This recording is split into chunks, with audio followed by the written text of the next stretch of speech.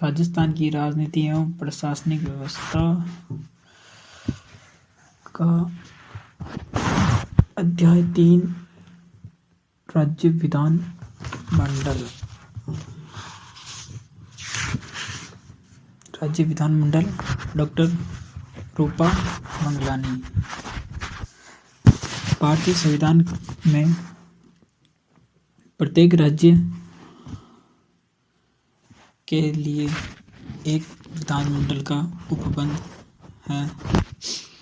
प्रत्येक राज्य का विधानमंडल राज्यपाल तथा एक या दो सदनों से मिलकर बनता है। राज्य व्यवस्था के प्रथम अथवा निम्न सदन को विधानसभा तथा द्वितीय या उच्च सदन को विधान परिषद कहा जाता है। एम.बी. पायली के अनुसार कहा जा सकता है कि राज्य विधानसभा की रचना लोकसभा के ढांचे पर है। विधान परिषद की राज्यसभा में समानता है। टॉपिक राज्य विधानमंडल लेजिस्लेटिव काउंसिल।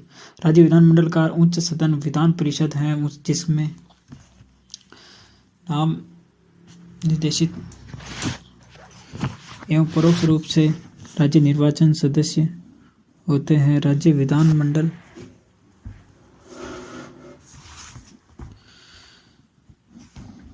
का निम्न सदन विधानसभा होता है।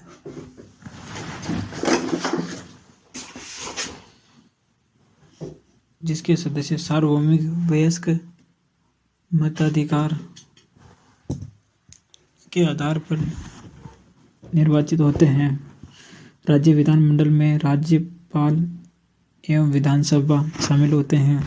जिन राज्यों में द्विसदनीय व्यवस्था है वहाँ विधानमंडल में विधान परिषद द्वितीय सदन या वरिष्ठों का सदन है,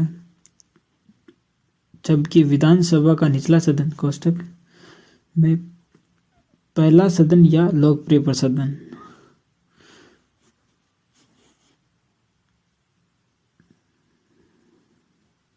होता है। राज्य विधानमंडल का गठन। संविधान के राज्य में विधान परिषद के गठन एवं विघटन की व्यवस्था है। संसद एवं विधान परिषद को यदि यह पहले से यह विघटन कर सकती हैं और कोष्ठक में पहले से भी का गठन भी कर सकती है। मतलब कि ये विधान परिषद हो गया और भी विधान सभा कोई सा भी एक हो सकता है। इसमें कोई सा पहले से नहीं है, कोई बात। इसका गठन भी कर सकती है। निम्न सदन कर सकता है उच्च सदन का। इसके लिए यह आवश्यक है कि संबंधित राज्य की विधानसभा इस संबंध में संकल्प पारित करे कि राज्य की इस तरह का कोई विशेष प्रस्ताव राज्य विधानसभा द्वारा पूर्ण बहुमत से पारित होना जरूरी है।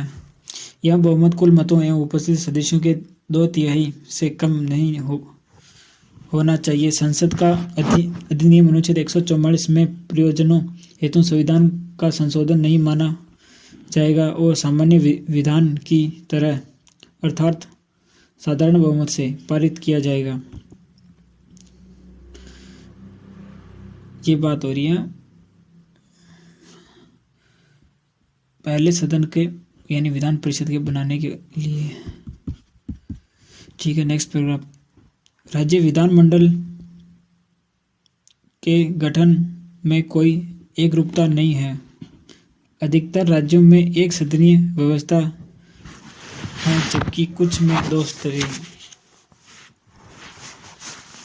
राज्य विधान परिषद की संरचना। संविधान के अनुच्छेद 171 के अनुसार राज्य विधान परिषद के सदस्यों की समस्त संख्या उस राज्य के विधानसभा के कुल सदस्यों की संख्या 1/3 से अधिक नहीं होगी। किंतु किसी भी दशा में विधान परिषद के सदस्यों की संख्या 40 से कम न होगी। संसद को विधान परिषद के गठन के संबंध में कानून बनाने का अधिकार है, किंतु जब तक संसद ऐसा न करे तब तक विधान परिषद के सदस्यों का निर्वाचन अप्रत्यक्ष रूप से एकल संक्रमण मत द्वारा होगा। सदस्यों का निर्वाचन मंडल द्वारा होगा। इसके निम्नलिखित सदस्य होंगे: राज्य की नगरपालिका, जिला बोर्ड, अन्य स्थानीय प्रतिनिधि संस्थाओं द्वारा राज्य विधान परिषद के 1/3 सदस्य चुने जाएंगे। दूसरा पॉइंट, राज्य के किसी विश्वविद्यालय के स्नातक नागरिकों के निर्वाचन मंडल द्वारा सदस्यों के 12वें भाग का निर्वाचन किया जाएगा। नागरिकों को स्नातक की डिग्री के लिए हुए 3 वर्ष होने आवश्यक है। माध्यमिक विद्यालयों महाविद्यालयों में 3 वर्षों से शिक्षणरत अध्यापकों के द्वारा निर्मित निर्वाचन मंडल विधान परिषद के 1/12 सदस्यों का निर्वाचन करते हैं। चौथा पॉइंट, 1/3 सदस्य विधानसभा सदस्यों द्वारा उन सदस्यों में से चुने जाते हैं जो वर्तमान में विधानसभा के सदस्य नहीं है। शेष 1/6 सदस्य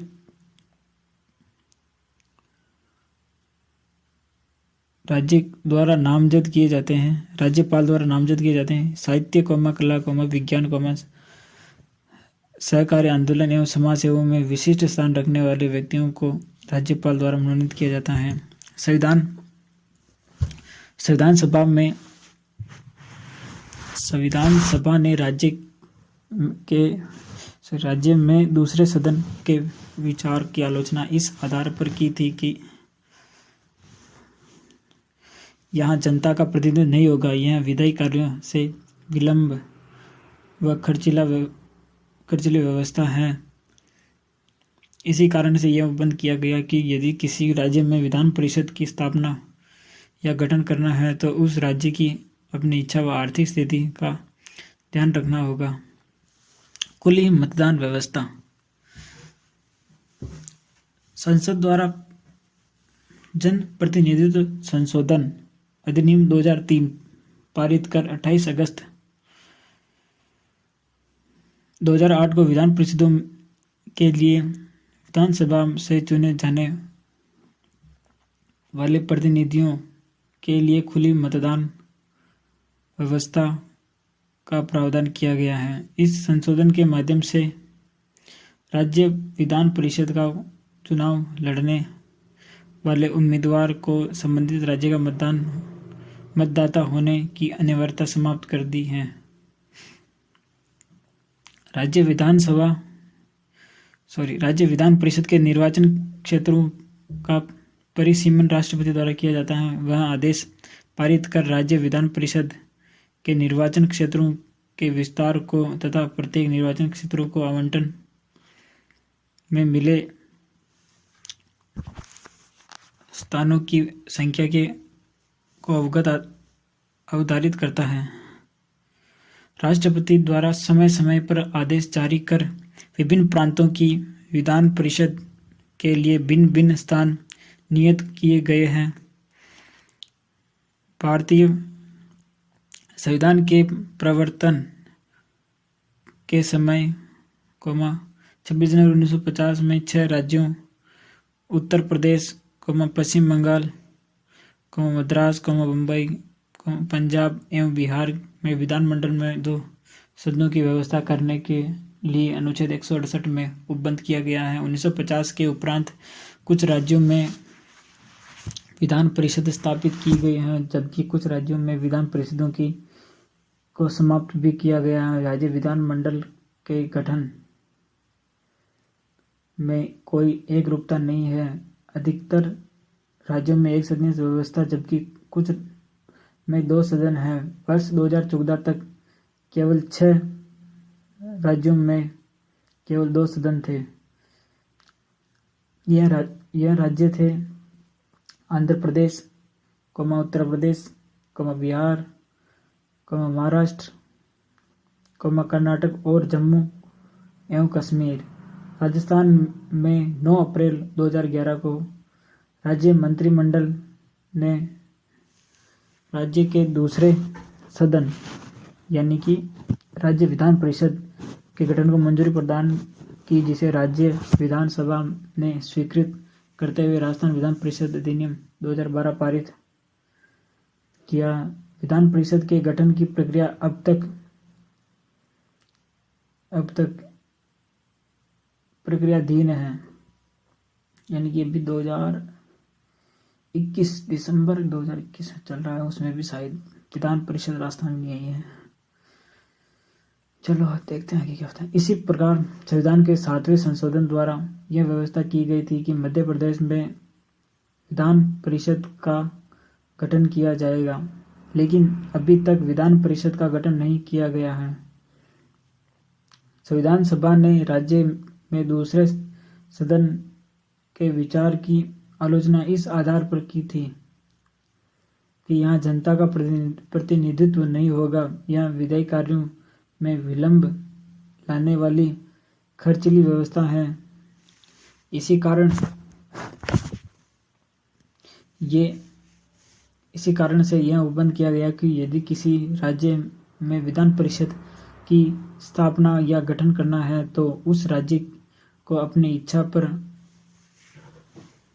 व आर्थिक स्थिति का ध्यान रखना होगा। उदाहरण है तमिलनाडु। विधानसभा में राज्य में विधान परिषद 1986 में समाप्त कर दिया गया। 2010 में तमिलनाडु विधानसभा ने ही राज्य में विधान परिषद को पुनर्जीवित करने के लिए एक प्रस्ताव पारित किया, लेकिन अधिनियम लागू होने से पूर्व तमिलनाडु विधानसभा में 2011 में एक अन्य प्रस्ताव में प्रस्तावित विधान परिषद को उन्मूलन करने का प्रस्ताव पारित किया गया। इसी प्रकार नवगठित राज्य झारखंड, उत्तरांचल, छत्तीसगढ़ एवं तेलंगाना में विधान परिषद की व्यवस्था नहीं है।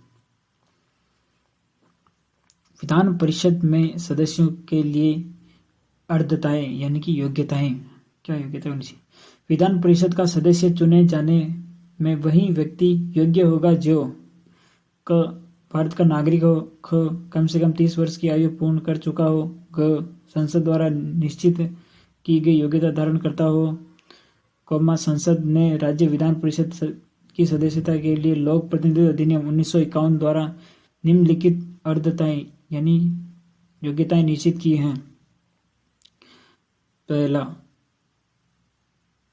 राज्य विधान परिषद का सदस्य चुने जाने के लिए किसी व्यक्ति को उस राज्य के विधान परिषद के निर्वाचन क्षेत्र का निर्वाचक होना चाहिए। दूसरा, राज्य विधान परिषद में कोई व्यक्ति तभी मनोनीत किया जाएगा जब उस राज्य का मूल निवासी हो। अब सदस्यों की योग्यताएं,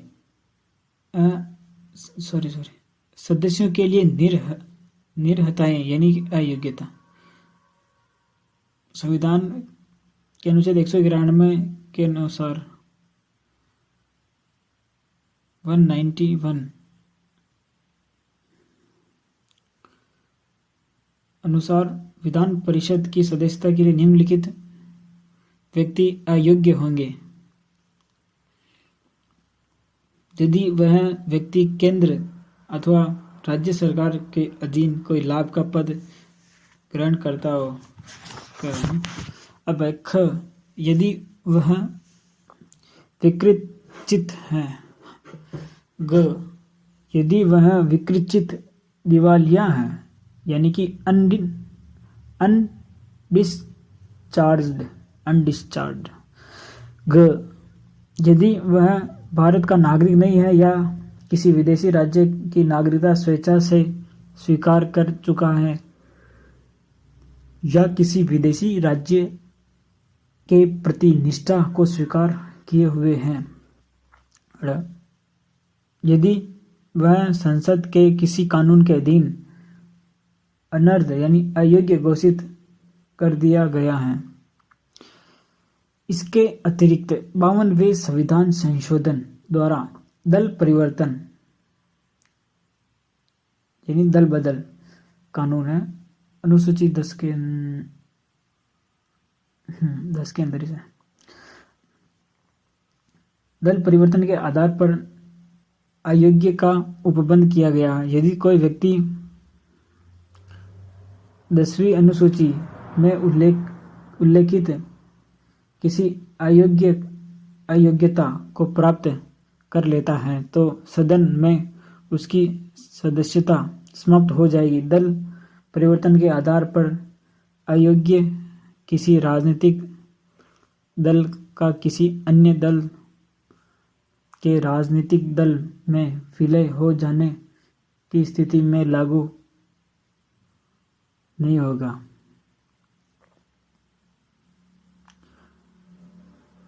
वापस दल परिवर्तन के आधार पर अयोग्य किसी राजनीतिक दल किसी अन्य दल के राजनीतिक दल में विलय हो जाने की स्थिति लागू नहीं है। मतलब कोई पूरी पार्टी है किसी दूसरी पार्टी में विलय होती है तो उस पर ये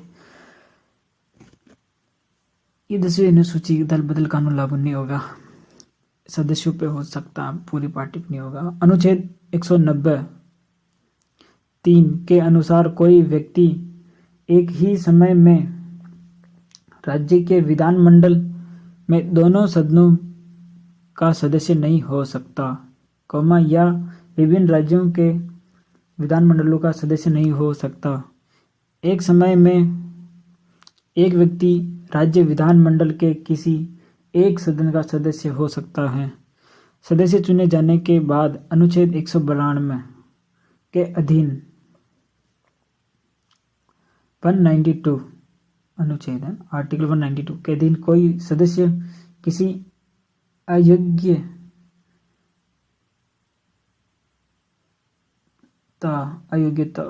से ग्रस्त हो गया या नहीं, इस प्रश्न का निर्धारण राज्यपाल के विनिश्चय में सौंपा जाएगा।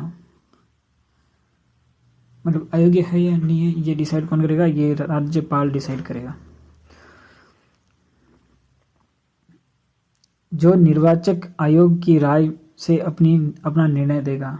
निर्वाचन आयोग राज्यपाल को राय देगा, उसके आधार पर सदस्य चुने जाने से पूर्व ही अयोग्य का निर्धारण न्यायाधीशों द्वारा किया जाएगा।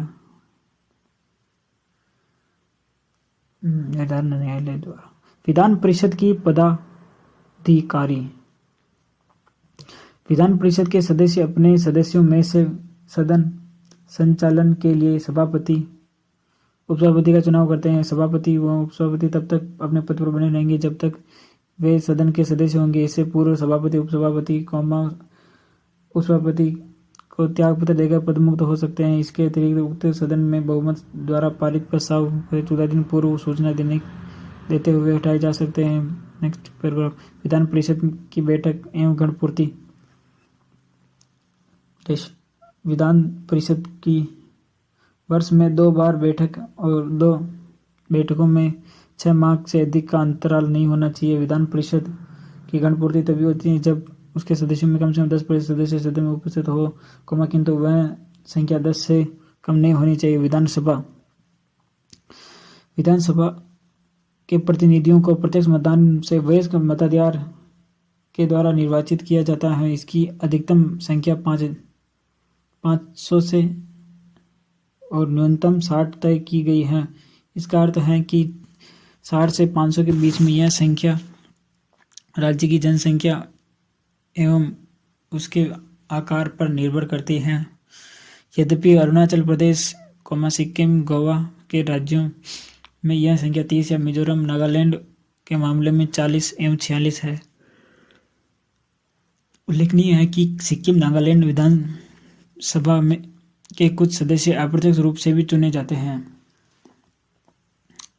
इसके साथ ही राज्यपाल एंग्लो भारतीय समुदाय के एक सदस्य को नामित कर सकता है यदि इस समुदाय का प्रतिनिधित्व सदन में पर्याप्त नहीं हो। मूलतः यह उपबंध 10 वर्षों यानी कि 1960 तक के लिए था, लेकिन इसे हर बार 10 वर्षों के लिए बढ़ा दिया जाता है। 95 संविधान संशोधन 2009 में इसे 2020 तक के लिए बढ़ा दिया गया और शायद 2020 में इसे हटा दिया गया है। चलो देखते हैं, देख लो सब। विधानसभा के सदस्यों के लिए योग्यता। संविधान के अनुच्छेद 173 के अनुसार विधानसभा के सदस्यों के लिए संविधान द्वारा वही योग्यता है जो लोकसभा के सदस्यों के लिए निर्धारित की गई है। अर्थात वह भारतीय नागरिक हो, पहला। दूसरा, वह 25 वर्ष की आयु पूर्ण कर चुका हो, वह भारत सरकार किसी राज्य के अधीन लाभ का पद पर न हो, संसद द्वारा बनाई गई किसी विधि के अधीन विधि निर्धारित शर्तों को पूर्ण करता हो, वह अन्य निर्धारित शर्तें पूर्ण करता हो, अर्थात वह दिवालिया व पागल न हो और उसमें अन्य विदेश राज्य की प्रतिनिष्ठा व्यक्त न की हो। क्षेत्रीय निर्वाचन क्षेत्र। विधानसभा के लिए होने वाले प्रत्यक्ष चुनाव क्षेत्र पर नियंत्रण के लिए हर राज्य को क्षेत्रीय विभाजन के आधार पर बांट दिया गया है। वह इस चुनाव क्षेत्र का निर्धारण राज्य को आवंटित सीटों की संख्या को जनसंख्या के अनुपात में तय किया जाता है। दूसरे शब्दों में, संविधान में यह सुनिश्चित किया गया है कि विभिन्न निर्वाचन क्षेत्रों को समान प्रतिनिधित्व मिले। जनसंख्या का अभिप्राय वह पिछली जनसंख्या है जिसकी सूची प्रकाशित की गई है, यानी कि जनसंख्या 2011 की जनगणना है। फिलहाल तो वही है। प्रत्येक जनगणना के बाद पुनर्निर्धारण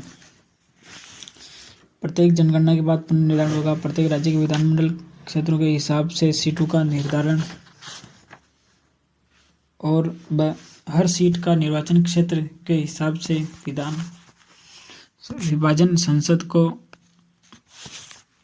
इस बात का अधिकार है कि वह संबंधित मामलों का निर्धारण करे। इसी उद्देश्य के तहत 1952, 1962, 1972 और 2002 में परिसीमन आयोग अधिनियम पारित किए गए। 1976 के 42वें संशोधन में विधानसभा निर्वाचन क्षेत्रों को 1971 के आधार पर वर्ष 2000 तक के लिए निश्चित कर दिया गया। पुनर्निर्धारण पर यह उपबंध अगले 25 वर्षों यानी कि 2026 तक बढ़ा दिया है। 2001 में के 84वें संवैधानिक संशोधन द्वारा 1991 की जनगणना को 87वें संविधान संशोधन 2003 में 2000 की जनगणना के आधार पर सरकार को यह अधिकार दिया गया कि विधानसभा क्षेत्रों का तुलनात्मक पुनर्निर्धारण किया जाए। यद्यपि वह पुनर्निर्धारण प्रत्येक राज्य में विधानसभा की कुल सीटों के अनुसार ही संभव है। अनुसूचित जाति, अनुसूचित जनजाति के स्थानों का आरक्षण संविधान में राज्य की जनसंख्या के अनुपात के आधार पर निर्धारण किया जाता है। प्रत्येक राज्य में संविधान के 94वें संविधान संशोधन 2000 द्वारा मूलतः खंड के परंतुक अनुसार राज्य विधानसभाओं के चुनाव क्षेत्र के संबंध में वर्ष 2026 तक को स्थिर कर दिया गया है। अर्थात 2026 की जनगणना तक राज्य विधानसभाओं के चुनाव क्षेत्रों को पुनर्गठन की आवश्यकता नहीं होगी। राज्य विधानसभा की सदस्यता। वह इसमें राज्य या केंद्र शासित प्रदेश या विधानसभा में सदस्यों की संख्या, विधान परिषद के सदस्यों की संख्या कितनी है।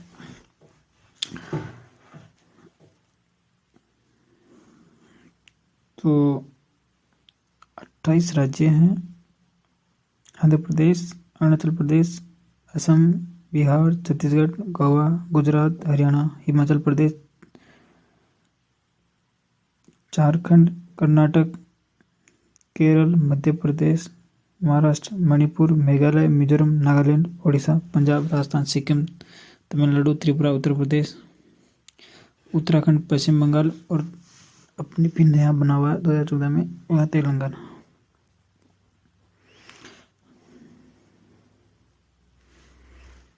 और विधान परिषद है आंध्र प्रदेश में, बिहार में, जम्मू कश्मीर में अब नहीं है, केंद्र शासित प्रदेश हो गया, कर्नाटक में है, महाराष्ट्र में है, उत्तर प्रदेश में है। बाकी केंद्र शासित प्रदेश में दिल्ली और पुडुचेरी। दिल्ली में 70 सीटें हैं और पुडुचेरी में 30 सीटें हैं। नोट। और राजस्थान की बता देते हैं विधानसभा की सीटें कितनी हैं, तो 200 विधानसभा की सीटें राजस्थान में हैं। सबसे ज़्यादा उत्तर प्रदेश में है 403। नोट। भारतीय संविधान द्वारा निर्धारित की गई न्यूनतम निर्धारित क्षमता जम्मू कश्मीर पर लागू नहीं होती है। कोई नहीं हो तो है ही नहीं वैसे तो, लेकिन पढ़ लेते हैं। इसकी परिषद में 36 सदस्य हैं, जो 37 सदस्य थे जो अपने राज्य के संविधान के उपबंध के अंतर्गत हैं। जम्मू कश्मीर विधानसभा का कार्य 6 वर्ष का होता था, जो इसके संविधान के तहत था। तीसरा पॉइंट, जम्मू कश्मीर के संविधान के अंतर्गत विधानसभा की तुलना 111 सीटों पर निर्धारित की गई थी, लेकिन इनमें से 24 सीटों को पाक अधिकृत कश्मीर में आती हैं। बची हुई 27 सीटें जम्मू कश्मीर जनप्रतिनिधि विधि 1957 के अंतर्गत 7 सीटें अनुसूचित जाति के लिए आरक्षित हैं। विधानसभा की अवधि। विधानसभा का कार्यकाल 5 वर्ष का है। आपातकाल 42वें संविधान संशोधन द्वारा इस अवधि को बढ़ाकर 6 वर्ष कर दिया गया था, किंतु जनता पार्टी शासन काल में पुनः इसको घटाकर 5 वर्ष कर दिया गया है। राज्यपाल राज्य विधानसभा को समय से पूर्व भंग कर सकता है। यह राज्यपाल विवेकाधिकार है, जिसे किसी भी न्यायालय में चुनौती नहीं दी जा सकती। आपातकाल में संसद में विधि निर्माण द्वारा विधानमंडल का कार्यकाल 1 वर्ष के लिए बढ़ाया जा सकता है। आपातकाल के समाप्त होने के बाद विधित समय 6 माह तक रह सकता है। सामान्य अवस्था में 5 वर्ष के पश्चात विधानसभा स्वतः भंग हो जाती है। गणपूर्ति एवं अधिवेशन यानी कोरम एंड सेशन। विधानसभा की कार्यवाही को तभी वैध माना जाएगा जब गणपूर्ति की संख्या सदस्यों की संख्या के 1/10 के बराबर होगी। इससे कम सदस्य पर सदन की बैठक नहीं हो सकती। राज्यपाल विधानसभा के अधिवेशन को आहूत करता है। बैठकों का समय भी वही निश्चित करता है। संविधान के अनुच्छेद 174 के अनुसार राज्यपाल विधानमंडल के प्रत्येक सदन को ऐसे समय तथा ऐसे स्थान पर जैसा वह उचित समझे अधिवेशन में आहूत करेगा, किंतु यह आवश्यक है कि गत सत्र के अंतिम और आगामी सत्र के प्रथम बैठक के लिए नियत तिथि के बीच 6 माह से अधिक का अंतर नहीं होना चाहिए। राज्यपाल समय समय पर किसी भी सदन का छात्रावास कर सकता है। अनुच्छेद 175 के अनुसार राज्यपाल विधानमंडल के किसी सदन को यदि वह चाहे तो दोनों सदनों को साथ साथ संबोधन कर सकता है। अनुच्छेद 176 के अनुसार प्रत्येक महानिर्वाचन के उपरांत राज्य का विधानमंडल के प्रथम सत्र पर तथा प्रत्येक वर्ष के प्रथम सत्र पर राज्यपाल राज्य की विधानसभा को संयुक्त रूप से संबोधित करेगा। यदि उस राज्य में 2 सदन हैं तो विधानमंडल को आहूत करने का कारण भी बताएगा। विधानसभा के सत्र एवं सत्रावसान। अनुच्छेद 174 के अनुसार विधानमंडल के प्रत्येक सदन को ऐसे समय तथा स्थान जैसा कि उचित समझे अधिवेशन को आहूत कर सकता है, किंतु विधानसभा के दोनों सदनों के मध्य 6 माह से अधिक का अंतर न होगा। अनुच्छेद 174 के तहत राज्यपाल समय समय पर किसी भी सदन को सत्रावसान भी कर सकता है। संविधान अनुच्छेद 174(2) यानी ख के अनुसार राज्यपाल राज्य की विधानसभा को भंग कर सकता है। इसके लिए उसे विवेकानुसार निर्णय कर सकता है। उसके विवेक के निर्णय को इस आधार पर चुनौती नहीं दी जा सकती कि उसका प्रयोग दुर्भावना से किया गया है। अनुच्छेद 174 एवं अनुच्छेद 324 के संबंध में इन प्रेसिडेंशियल रेफरेंस 2002 के मामले में न्यायालय ने निर्णय दिया कि अनुच्छेद 174 होगा। अनुच्छेद 174 एक विधानसभा के मामले में लागू नहीं होगा, लेकिन यहाँ 74 दे रखा है तो चलो 74। अनुच्छेद 74 एक विघटित विधानसभा के मामले में लागू नहीं होता जिसका जीवन समाप्त हो चुका है तथा वह अनुच्छेद विधानसभा के चुनाव के लिए किसी अधिकतम सीमा का उपबंध नहीं करता। चुनाव कराने की शक्ति अनुच्छेद 324 के अंतर्गत केवल निर्वाचन आयोग को में ही निहित है।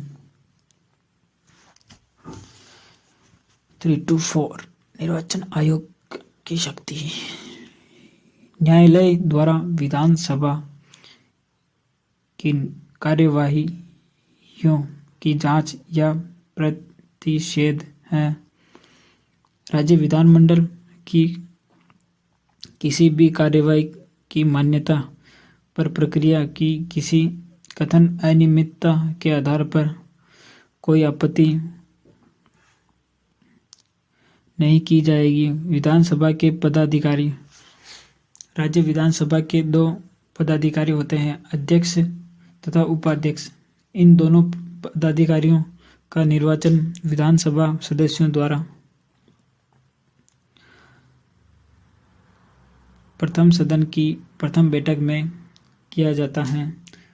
अध्यक्ष की अनुपस्थिति में उपाध्यक्ष उसके कर्तव्य का निर्वहन करता है। यदि अध्यक्ष तथा उपाध्यक्ष दोनों के पद रिक्त हो तो विधानसभा दूसरे अध्यक्ष तथा उपाध्यक्ष का निर्वाचन करती है। विधानसभा के बहुमत द्वारा अध्यक्ष को पदच्युत किया जा सकता है। इस उद्देश्य से यदि सभा की बैठक बुलाई जाती है तो इसके लिए 14 दिन की पूर्व सूचना देनी आवश्यक है। ऐसी बैठक में अध्यक्ष सभा की अध्यक्षता नहीं कर सकता, किंतु सभा में कार्यवाही में भाग ले सकता है। अध्यक्ष उपाध्यक्ष को तथा उपाध्यक्ष अध्यक्ष को अपना त्याग पत्र दे सकता है। अनुच्छेद 186 के अनुसार राज्य विधानसभा तथा विधान परिषद के पदाधिकारियों के वेतन तथा प्रत्येक विधानमंडल द्वारा निर्वाचित किए जाते हैं। अध्यक्ष के कार्य एवं शक्तियां। राज्य विधानसभा का अध्यक्ष राज्य विधानसभा का संरक्षक, व्यवस्थापक एवं सदन के कार्यों का निष्पक्ष निर्णायक है। लोकसभा के अध्यक्ष के अनुरूप ही राज्य विधानसभा अध्यक्ष, स्पीकर भी बोलते हैं इसे, की स्थिति, शक्तियों एवं कर्तव्य है। विधानसभा अध्यक्ष से यह अपेक्षित है कि एक बार के महत्वपूर्ण पद पर पीठासीन होने के बाद वह दलगत राजनीति से ऊपर उठकर कार्य करें। विधानसभा अध्यक्ष की महत्वपूर्ण भूमिका को देखते हुए राज्य व्यवस्थापिका में उसे महत्वपूर्ण शक्तियां एवं कार्य दिए गए हैं। अध्यक्ष विधानसभा में व्यवस्था एवं मर्यादा को बनाए रखते हुए विधानसभा की बैठकों की आवश्यकता करता है। विधानसभा में उसकी अनुमति के बिना कोई प्रस्ताव नहीं रखा जा सकता। यह संविधान एवं प्रक्रिया संबंधी नियमों की व्याख्या करता है। यानी अध्यक्ष, विधानसभा अध्यक्ष सभा की बैठकों की अध्यक्षता करने के साथ उसे संबोधित कर सकता है।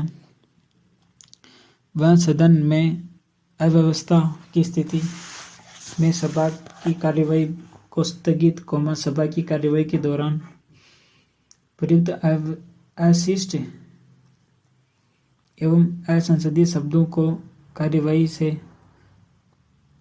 निष्कासित कर सकता है। उसके पास अनुशासनात्मक शक्ति है जिसकी तुलना हाउस ऑफ कॉमन्स से की जा सकती है।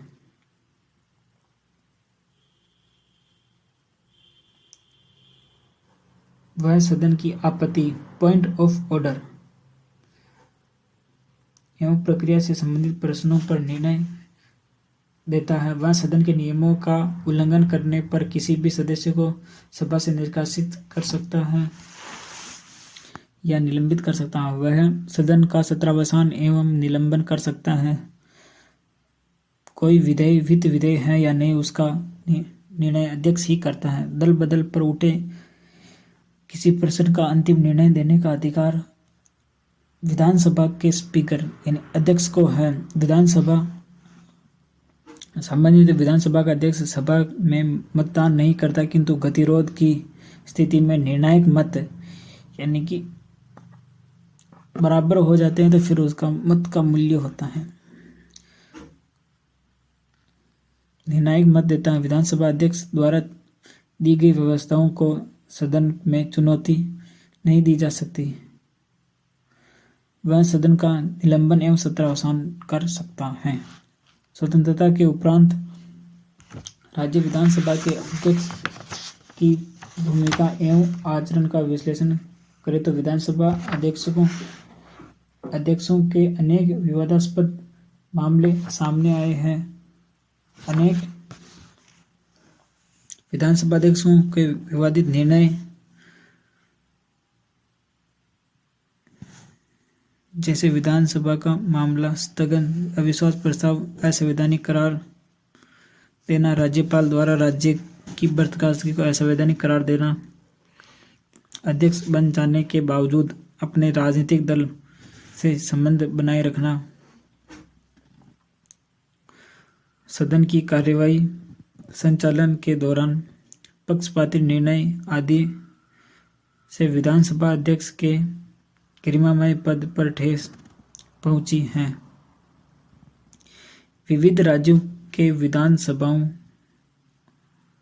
के अध्यक्षों की भूमिका विवादित रही है, जैसे कि सन 1967 यानी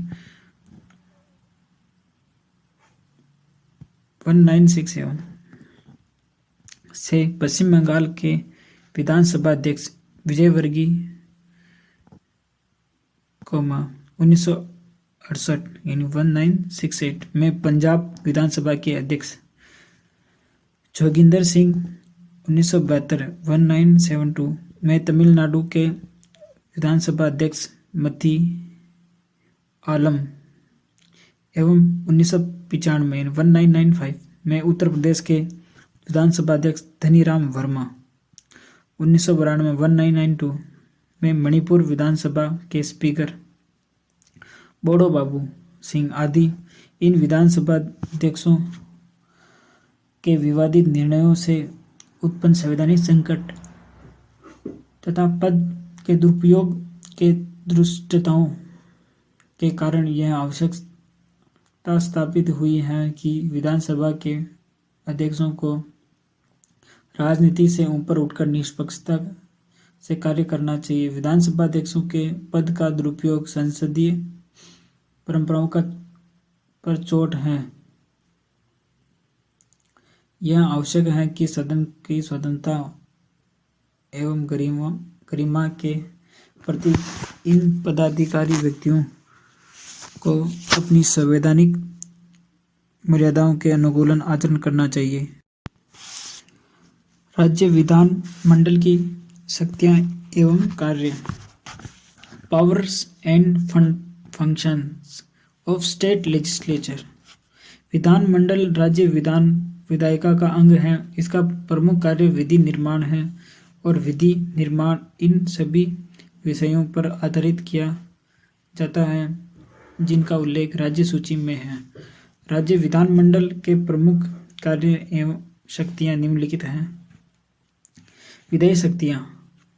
पहला, विधायी शक्तियां। राज्य विधानमंडल संविधान की 7वीं अनुसूची की राज्य सूची से वर्णित विषयों पर विधान निर्माण कर सकता है। इसके साथ ही राज्य विधानमंडल समवर्ती सूची में वर्णित विषयों पर भी कानून बना सकता है। समवर्ती सूची यानी कि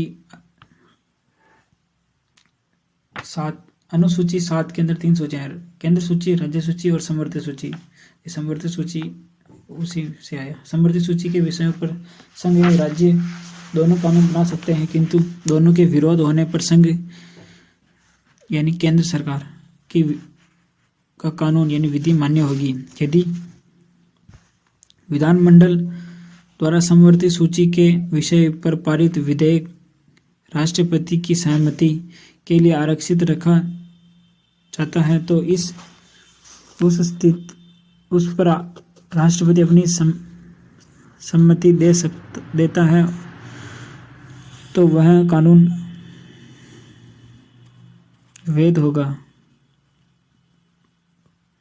भले ही वह संसद द्वारा उस विषय पर पारित कानून के विरुद्ध हो। भले ही वह संसद द्वारा उस विषय पर पारित कानून के विरुद्ध हो। राज्य विधानमंडलों में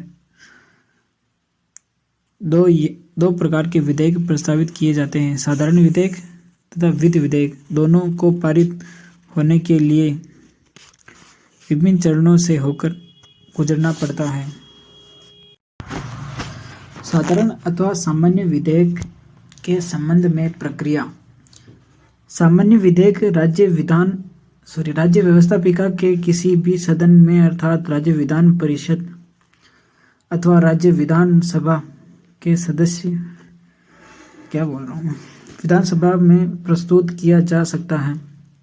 विधानमंडल के दोनों सदनों द्वारा पारित होने के बाद विधेयक राज्यपाल की स्वीकृति हेतु भेजा जाता है। राज्यपाल के हस्ताक्षर होने के बाद ही विधेयक कानून बनता है। विधानसभा सदस्य द्वारा किसी विधेयक को सभा में प्रस्तुत करना।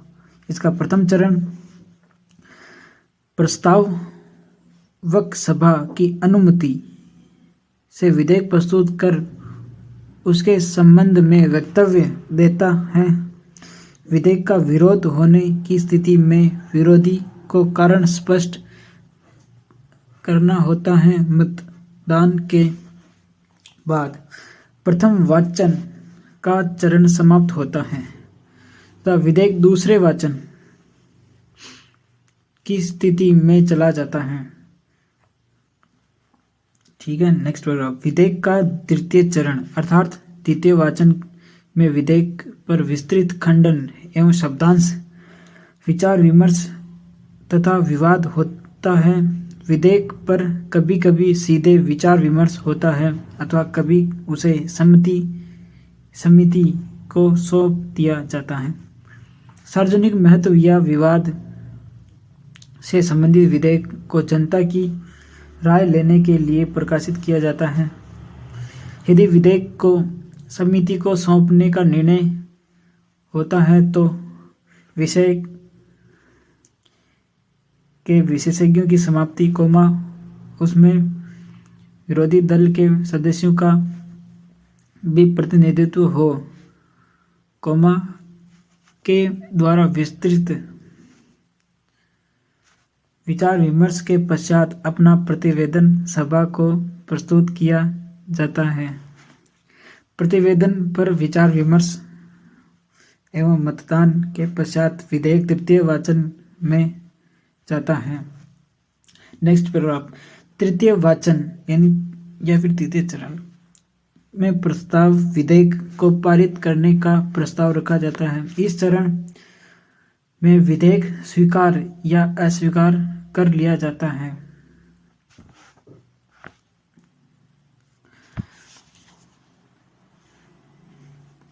अब हम पढ़ते हैं साधारण विधेयक के संबंध में संसद या राज्य विधानमंडलों की तुलना करते हैं ना।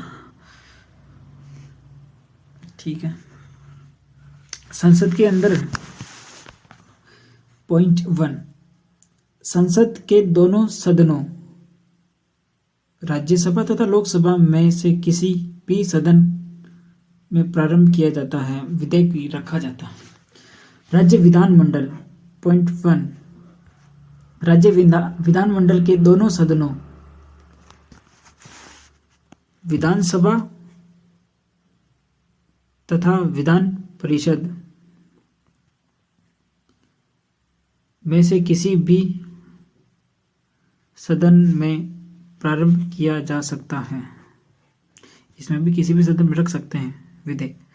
अब संसद के अंदर पॉइंट 2, जब किसी ऐसे विधेयक को दोनों सदन उस विधेयक के मूल रूप में या संशोधनों सहित पारित कर देते हैं तब वह संसद द्वारा पारित समझा जाता है। इस संबंध में विधेयक चाहे लोकसभा में प्रारंभ हुआ हो अथवा राज्यसभा में दूसरे सदन को उस पारित विधेयक पर समान अधिकार प्राप्त है। अब आते हैं राज्य विधानमंडल का पॉइंट 2। यदि विधेयक विधान परिषद में प्रारंभ होता है, जो कि हमारे राजस्थान में है नहीं, विधानसभा उस विधेयक को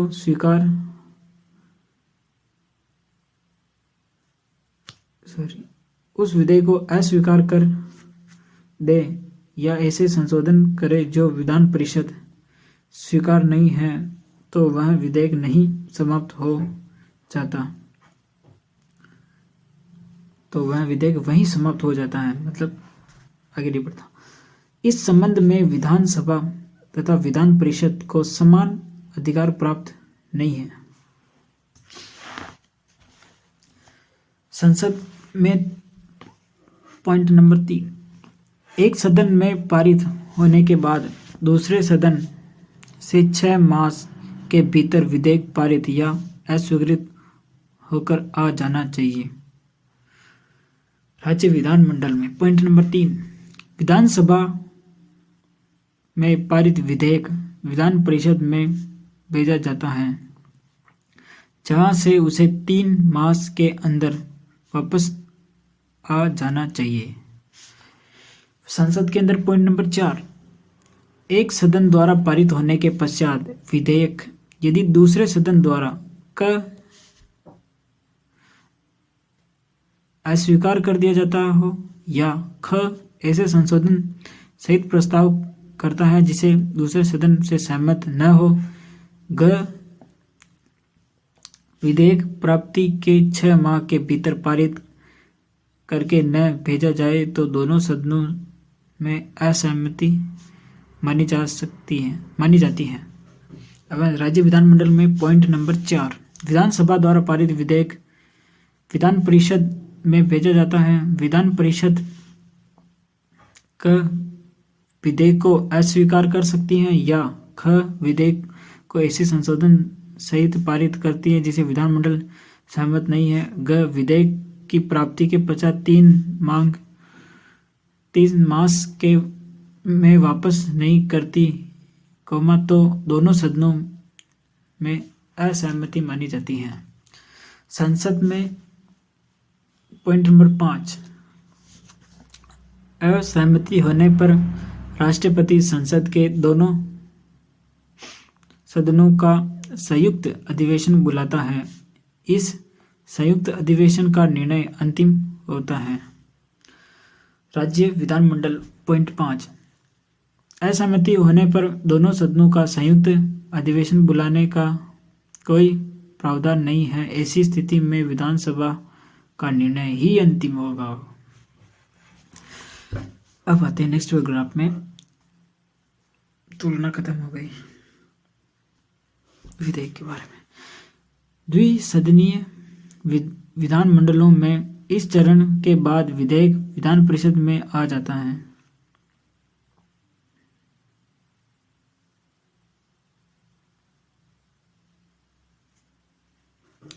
ये था आपने जो पढ़ रहे थे तृतीय चरण वाला। तृतीय वाचन में प्रस्ताव विधेयक को पारित करने का प्रावधान है। इस चरण में विधेयक स्वीकार या अस्वीकार कर लिया जाता है।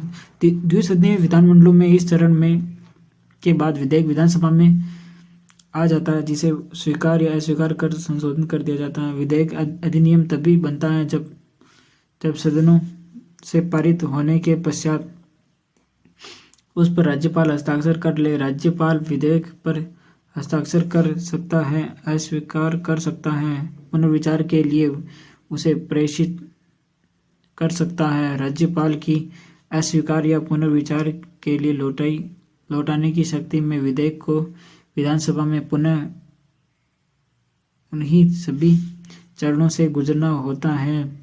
यदि इस विधानसभा उसे पुनर्संशोधन या पूर्व स्वरूप में पारित कर पुनः प्रेषित करती है तो राज्यपाल हस्ताक्षर से इनकार नहीं कर सकता। यहाँ यह उल्लेखनीय है कि सामान्य विधेयक के संबंध में विधान परिषद को विशेष अधिकार नहीं है। विधानसभा द्वारा पारित विधेयक को पहला अस्वीकार कर देती है या दूसरा 3 माह के अधिक अवधि तक अपने पास रोकती है या विधेयक में ऐसा कोई संशोधन कर देती है जो विधानसभा को मान्य नहीं है, तो विधेयक को पुनः राज्य विधानसभा को भेजा जाता है। जब राज्य विधानसभा विधेयक को पुनः विधान परिषद द्वारा दिए गए संशोधन रहित या सहित पारित कर देता है, तब विधेयक को पुनः विधान परिषद में भेजा जाता है। यदि विधान परिषद पुनः विधेयक को पहला अस्वीकृत कर दे या 30 दिन की अवधि तक रोक कर तीसरा पुनर्विधेयक को संशोधन करती है तो विधेयक को उसी प्रकार पारित माना जाएगा जिस प्रकार विधानसभा ने पारित किया है। अतः सामान्य विधेयक के संबंध में विधान परिषद को केवल 90 दिन के विलंब का अधिकार है। विधान परिषद द्वारा पारित विधेयक में भी संशोधन कर सकती है। विधान परिषद एवं विधानसभा में किसी विधेयक के संबंध में गतिरोध होने पर संयुक्त अधिवेशन का कोई प्रावधान नहीं है। अब है धन विधेयक के संबंध में प्रक्रिया। धन विधेयक का केवल विधानसभा में प्रस्तुत किया जाता है, विधान परिषद में नहीं। जब धन विधेयक को विधानसभा में प्रस्तुत किया जाता है तो उसे विधान परिषद को भेजा जाता है। विधान परिषद को धन विधेयक के अपनी सिफारिश सहित विधानसभा में वापस करना पड़ता है।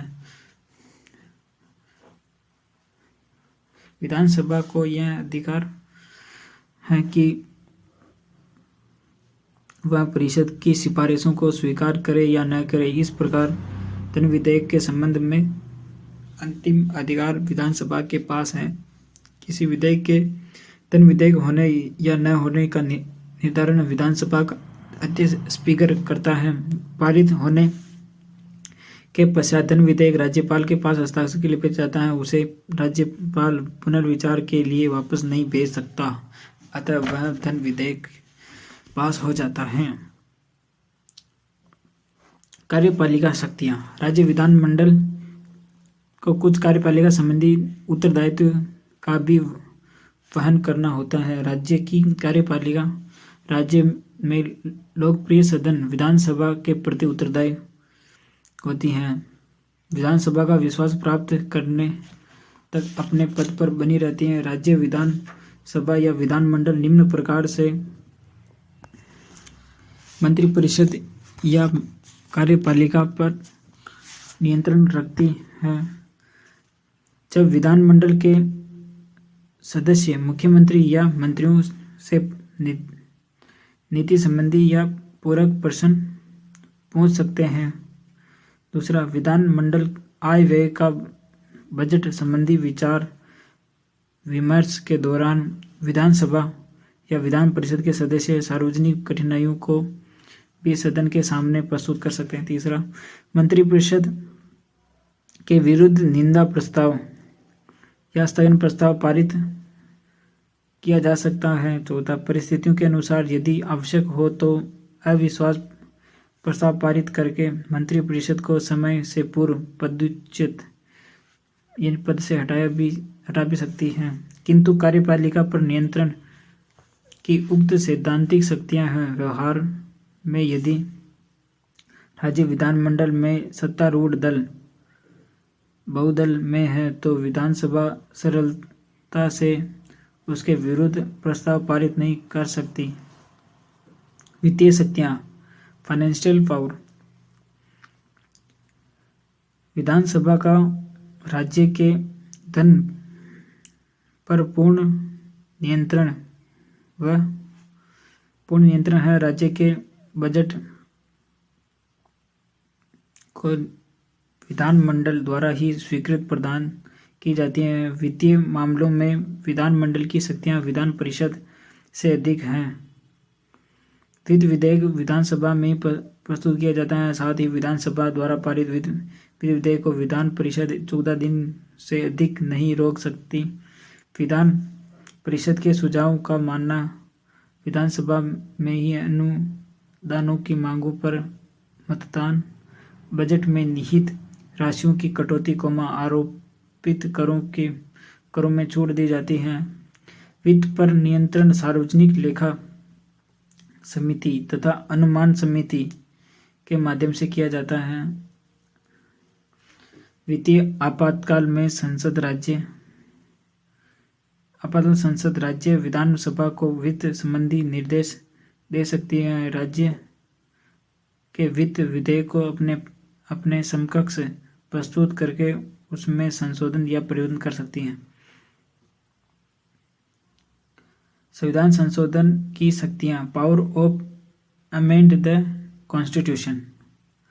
सामान्यतः संविधान संशोधन की प्रक्रिया भारतीय संघ की इकाइयों को प्रस्तावित करने का अधिकार है, लेकिन कुछ विषयों पर राज्यों के विधानमंडलों की स्वीकृति आवश्यक होती है। संविधान के 33वें संविधान संशोधन विधेयक में प्रदेश के आधे विधानमंडलों की स्वीकृति प्राप्त की गई थी।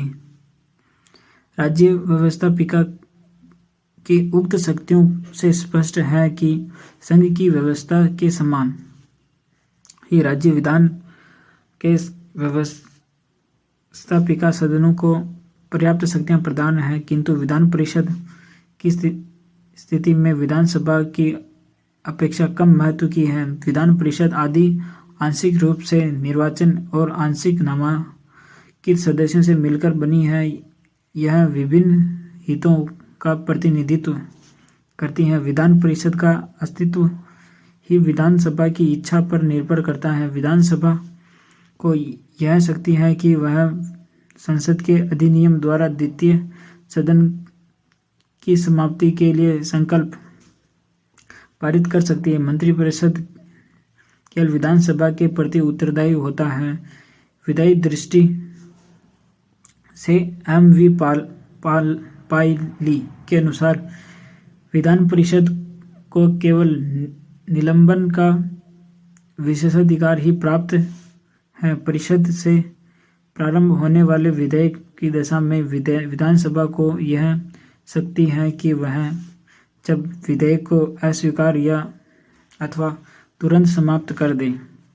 स्पष्ट है कि विधान परिषद संघ की व्यवस्था के द्वितीय सदन राज्यसभा के समान पुनरीक्षण करने वाला निकाय नहीं है। फिर भी द्वितीय सदन के रूप में विधान परिषद राज्यों में शीघ्रता से विधान बनाने एवं बिना विचार विमर्श के विधान निर्णय प्रवृत्ति को रोक लगाता है। राज्य विधानमंडल के विशेषाधिकार अनुच्छेद 194 के अनुसार राज्य के विधानमंडल को संघ की संसद के विशेषाधिकारों अनुच्छेद 105 के समान विशेषाधिकारों की शक्तियां प्राप्त है। इस प्रत्येक सदन ही इस बात का निर्णायक है कि उसके विशेषाधिकार क्या है तथा किसी मामले में इन विशेषाधिकारों का उल्लंघन हुआ है। न्यायालय इस संदर्भ में सदन के विनिश्चय में हस्तक्षेप नहीं करेगी। विधानमंडल के प्रत्येक सदन को ऐसे विशेषाधिकारों को भंग करने के लिए या अवमानना के लिए दंड देने की शक्ति है। राज्य विधानसभा की शक्तियों पर नियंत्रण। राज्य विधानमंडलों को राज्य में विधायी, कार्यपालक एवं वित्तीय अधिकार दिए गए हैं, किंतु राज्य विधानमंडल की शक्तियां अत्यधिक एवं निरंकुश नहीं है।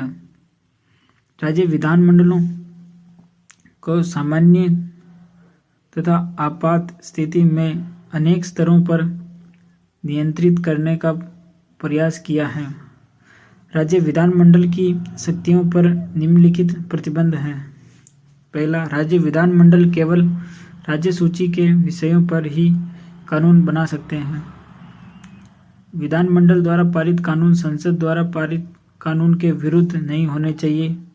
राज्य विशेषाधिकार द्वारा विधानमंडल की शक्तियां को मर्यादित कर सकता है। दूसरा, संविधान के अनुच्छेद 200 के अनुसार कुछ ऐसे विषय हैं जिन्हें राज्य सूची समाविष्ट किया गया है, किंतु इन पर राज्यों के विधानमंडल उस समय तक कानून बनाने का निर्माण नहीं कर सकते जब तक कि उस पर भारत के राष्ट्रपति की पूर्ण सहमति न हो। तीसरा, संविधान के अनुच्छेद 201 के अनुसार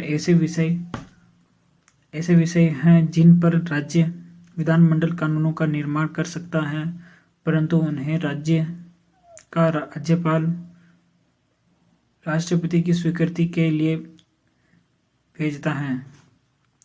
राष्ट्रपति उसे स्वीकार अथवा अस्वीकार कर सकता है। राज्य विधानमंडल उस विधेयक को उसी रूप में पारित कर भेज देती है जो राष्ट्रपति के लिए वह आवश्यक नहीं है कि वह उस पर अपनी स्वीकृति दे। यह व्यवस्था राज्य विधानमंडलों के अधिकारों को असीमित होने से रोकती है। चौथा पॉइंट, अनुच्छेद 252 के अनुसार 2 या 2 से अधिक विधानमंडल संसद से प्रार्थना कर सकते हैं कि वह राज्य सूची में वर्णित विषयों पर कानून बनाए। ये कानून उन्हें राज्यों में लागू होंगे जिन्होंने उनके निर्माण की प्रार्थना की है। अन्य राज्य के विधानमंडल भी संसद के बनाए कानून को स्वीकार कर सकते हैं। संविधान के अनुच्छेद 249 के अनुसार राज्यसभा के उपस्थित एवं मतदान करने वालों का 2/3 बहुमत यदि राज्य सूची के किसी विषय को राष्ट्रीय महत्व का मानकर प्रस्ताव पारित कर दे तो राष्ट्रीय संसद उस विषय पर कानून बना सकती है। ऐसा कानून 1 वर्ष तक लागू होगा। एक वर्ष की अवधि बढ़ाकर इसे अनिश्चित समय तक लागू किया जा सकता है। लेकिन यदि समय न बढ़ाया गया तो प्रस्ताव की अवधि समाप्त होने के बाद 6 माह के बाद कानून अक्षम हो जाता है। छठा अनुच्छेद 250 के अनुसार आपातकाल के दौरान संसद को राज्य सूची के विशेष विषयों पर कानून बनाने का अधिकार स्वतः प्राप्त हो जाता है। संवैधानिक प्रावधानों के अनुसार आपातकाल में देश का स्वरूप संघात्मक न होकर एकात्मक हो जाता है। इस प्रकार राज्य विधानमंडल की शक्तियां अनियंत्रित अथवा असीमित नहीं है। इसका संगठन एवं कार्यकरण संसदीय शासन व्यवस्था के अनुरूप ही है। सारथ विधायिका का सबसे पहला कर्तव्य श्रेष्ठ विधानों का निर्माण कर देश की विकास को बल प्रदान करना है। वह लोगों की आकांक्षाओं को पूरा करना है। वह निष्पक्ष रहकर कार्यपालिका पर अंकुश रखे तथा संविधान का पालन करे, यह उससे अपेक्षित है।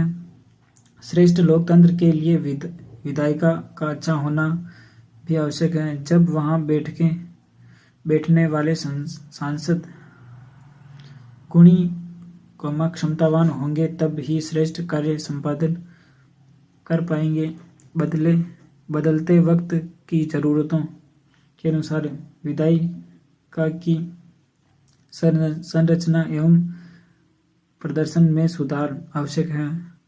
संविधान विशेषज्ञ सुभाष कश्यप के अनुसार विधायिकाओं की संरचना एवं गुणवत्तापूर्वक कार्य करने से लोकतंत्र की सफलता सुनिश्चित हो सकती है। जनहित प्रथम प्राथमिकता हो तथा विधानमंडलों में ऐसे प्रतिनिधि निर्वाचित होकर आए जिनकी प्राथमिकता समाजसेवी लोकहित हो। इसके लिए यह आवश्यक है कि जनप्रतिनिधियों को चुनने की निर्वाचन व्यवस्था श्रेष्ठ हो।